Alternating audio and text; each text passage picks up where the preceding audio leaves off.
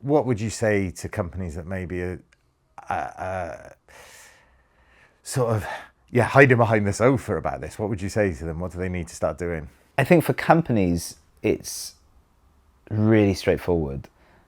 You have to start looking at how to integrate AI and other computational tools. Like, it's not just AI. There's a lot of other technology that's moving quickly, but AI being the center of conversation into how you work.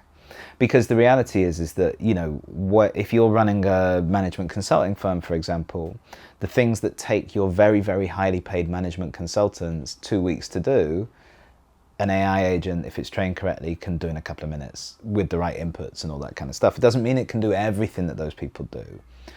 But then imagine having all those reports people have to write and presentations they have to put together and pieces of content they have to do and all that sort of administrative work that kind of isn't solely what your partners are able to do. Like, other people could do that. Well, imagine being able to do that for a couple of £100 a month, and do it in a very, very short space of time with really high quality. But then also what that would free up those people to be able to do. So instead of having to have 20 partners who are all being paid a huge amount, you know, I'm thinking of the big consultancies here, being paid hundreds of thousands, you could have two doing the same amount of work. And there's a couple of ways you can look at that. Either you reduce your headcount and reduce your costs, or you massively increase your capacity.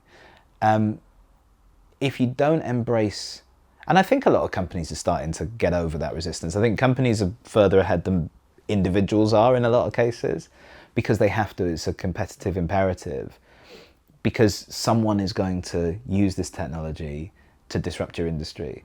And if you don't do it, your competition will. And so when they come along and they can do the same work for a tenth of the cost, or they can do it quicker, or they can actually do it better because they've found ways to use technology to produce even better work, not just cheaper and quicker work, and they can do it cheaper and quicker, well, suddenly your whole business model doesn't make sense. So I think, I